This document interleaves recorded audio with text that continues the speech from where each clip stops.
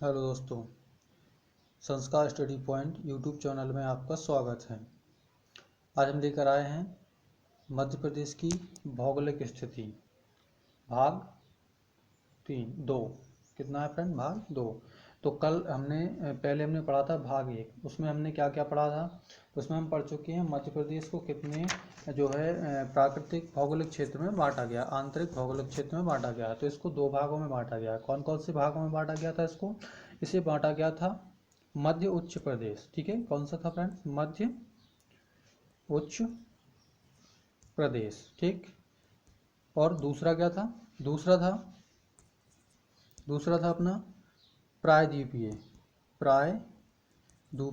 पठार। ठीक है, तो प्रायद्वीपीय पठार और इसको 2 भागों में बांटा गया था। अब इनको अलग अलग 8 भागों में बांटा गया है। ठीक है, मध्य उच्च प्रदेश को 6 भागों में विभाजित किया गया है और प्रायद्वीपीय पठार को 2 भागों में विभाजित किया गया है। ठीक है, तो मध्य जो उच्च प्रदेश है इसमें पहला क्या था अपना? पहला था मालवा का पठार। ठीक, जो हम पढ़ चुके हैं, मालवा का पठार। ठीक, अब दूसरा है आज जिसको आज हम पढ़ेंगे मध्य भारत पठार। क्या पढ़ेंगे? मध्य भारत पठार। ठीक है, मध्य भारत का जो पठार है आज हम इसको पढ़ने जा रहे हैं। ठीक, तो वीडियो अगर अच्छी लगे लाइक करना और शेयर करना, चैनल को सब्सक्राइब कर लेना। ठीक है, तो आइए वीडियो को शुरू करते हैं। उच्च प्रदेश हम पढ़ चुके हैं, पहला मालवा का पठार हम पढ़ चुके हैं और इसमें आज हम लेकर के आए हैं आपके लिए मध्य भारत का पठार। ठीक है, तो चलिए आगे हम वीडियो को स्टार्ट करते हैं। तो पहला यहाँ पे दूसरा है, क्या है? मध्य भारत पठार। ठीक है, मध्य भारत का पठार, इसको एक नाम से और जाना जाता है, जो क्या है? चंबल उप आंध्र प्रदेश। ठीक है, चंबल उप आंध्र प्रदेश। ठीक, तो इसमें सबसे पहले क्या है? इसकी भौगोलिक स्थिति क्या है? तो ये मध्य प्रदेश में इसकी जो भौगोलिक स्थिति है वो क्या है? उत्तर पश्चिम क्षेत्र में। ठीक है, कहाँ पर? उत्तर पश्चिम क्षेत्र में 24 डिग्री से, कहाँ से? 24 डिग्री से 48 डिग्री और 46 डिग्री और 46 डिग्री 48 अंश उत्तरी अक्षांश तथा 78 डिग्री 50 अंश से लेकर के 79 डिग्री 10 अंश पूर्वी देशांतर तक फैला ये पठारी भाग है। ठीक है, ध्यान रखना कहाँ से है? मध्य प्रदेश के जो उत्तर पश्चिम में 24 डिग्री से 46 डिग्री 48 अंश जो उत्तरी अक्षांश है और 78 डिग्री 50 अंश से 79 डिग्री 10 अंश पूर्वी देशांतर तक ये पठारी भाग जो है फैला हुआ है। ठीक, इसकी जो औसतन ऊंचाई है, ये पठार है तो इसकी ऊंचाई होगी, औसतन इसकी जो ऊंचाई है वो 300 से लेकर के कितनी है? 450 मीटर के बीच में है। ठीक, इसमें जो चंबल की निचली घाटियों की जो गहराई है करीब 300 मीटर तक की है। ठीक, आपने देखा है ये क्या है? चंबल उप आंध्र प्रदेश, तो मध्य भारत में स्थित होने के कारण यहाँ पर जो चंबल है, चंबल में इसकी घाटियों का निर्माण है। ठीक, क्या है? घाटियाँ, जो करीबन कितनी है? 300 मीटर गहरी तक हो सकती है। अब यहाँ पर ये क्या है? इसमें जलोढ़ का निक्षेपण होता है। ठीक, जलोढ़ का क्या है यहाँ पर? निक्षेपण। ठीक, आगे देखते हैं तो क्या है इसमें? ये जो जलोढ़ का निक्षेपण है, ठीक, इस तरह की ये घाटियां इसमें निर्मित हैं। ठीक है, तो यहाँ पर क्या है? 15 से 30 मीटर गहरे खड्डे, चंबल जो घाटी है इसमें कितने? 15 से 30 मीटर तक के गहरे खड्डे प्राप्त होते हैं, जिसे हम क्या कहते हैं? वीहड़।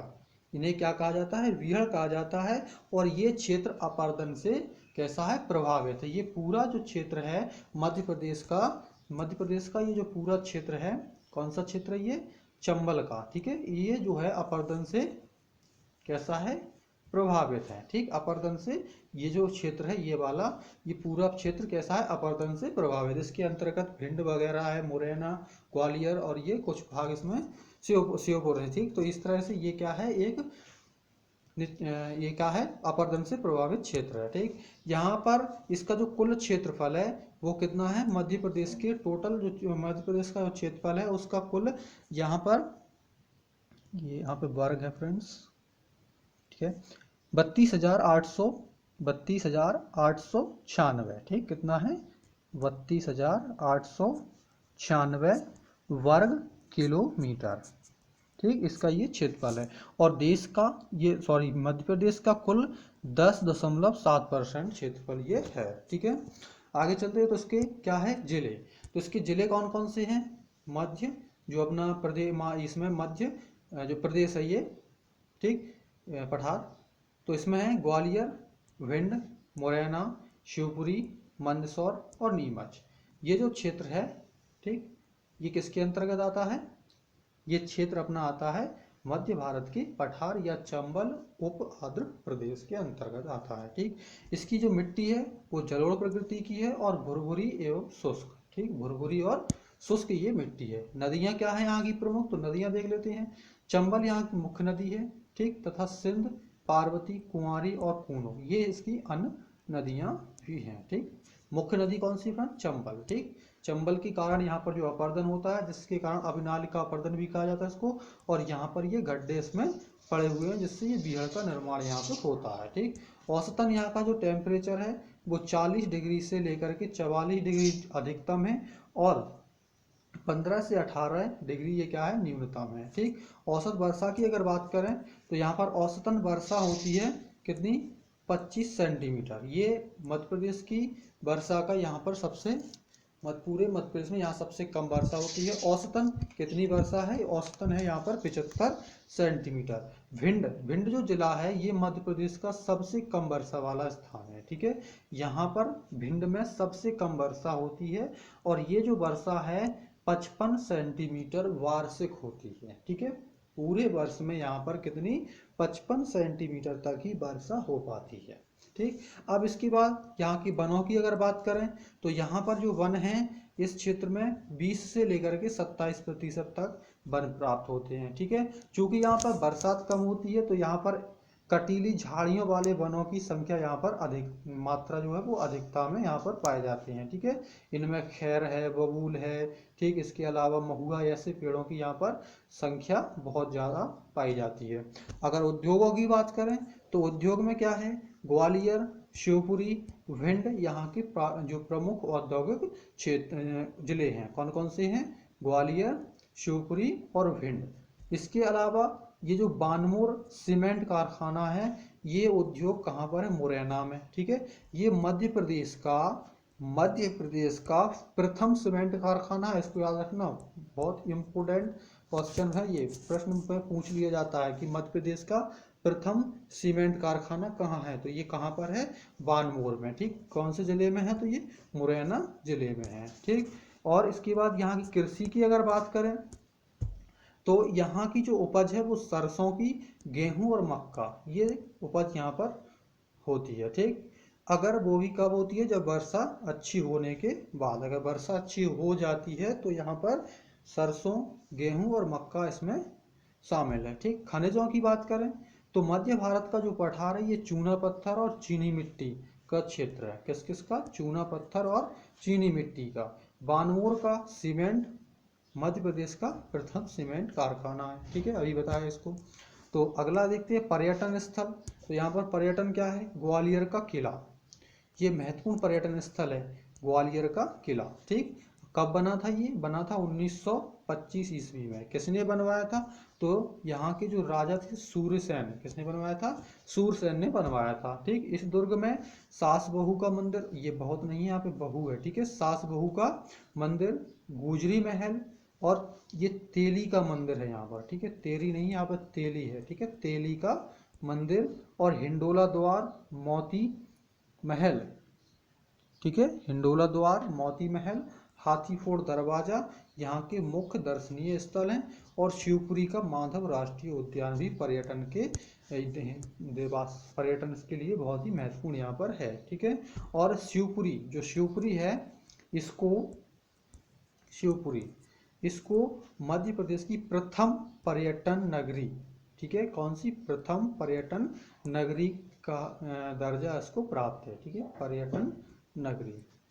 नेक्स्ट अगला पठार है हमारा बुंदेलखंड का पठार। ठीक है, तो बुंदेलखंड का पठार क्या है? इसकी भौगोलिक स्थिति, तो भौगोलिक स्थिति क्या है? मध्य उच्च भूमि का उत्तरी भाग, ठीक है, मध्य उच्च भूमि का उत्तरी भाग बुंदेलखंड पठार कहलाता है।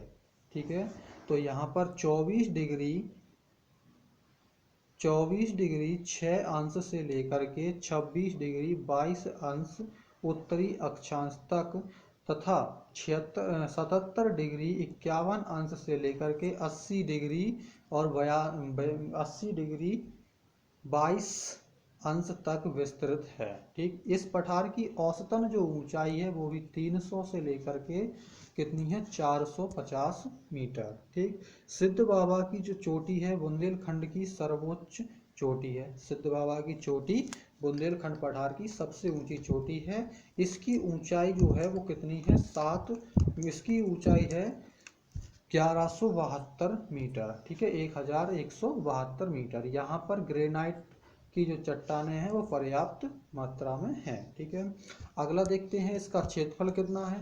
तो इसका क्षेत्रफल है 23,733 वर्ग किलोमीटर। ठीक है, वर्ग किलोमीटर।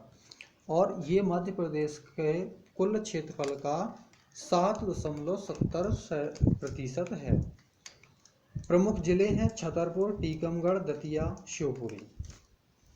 छतरपुर, टीकमगढ़, दतिया, शिवपुरी पूरा जिला नहीं है। शिवपुरी की जो पिछोर तहसील है, करहरा तहसील, ये 2 तहसीलें क्या हैं इसके बुंदेलखंड के पठार के अंतर्गत आती हैं। ग्वालियर जिले की डबरा और भांडेर तहसील, भिंड जिले की लाहार तहसील, ये भी बुंदेलखंड के जो पठार है उसके अंतर्गत आती हैं। ठीक है, मिट्टी कैसी है तो काली मिट्टी और जलोढ़ मिट्टी यहाँ पर है और मिट्टी की उर्वरकता जो है वो काफ़ी कम है। ठीक, प्रमुख नदियाँ क्या हैं तो यहाँ की प्रमुख नदियाँ हैं बैतवा, धसान, कैन और सिंध। ठीक है, ये इसकी प्रमुख नदियाँ हैं। यहाँ का औसतन जो तापमान है वो 40 डिग्री से 41 डिग्री अधिकतम है।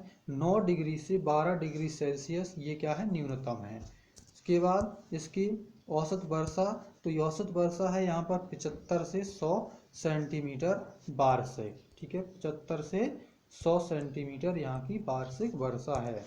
इसके बाद वनों की बात करें तो बुंदेलखंड सघन वन क्षेत्र कम है। यहाँ पर बहुत ही सघन वन नहीं पाए जाते हैं और यहाँ फिर भी वनोपज के जो है ये वनोपज यहाँ पर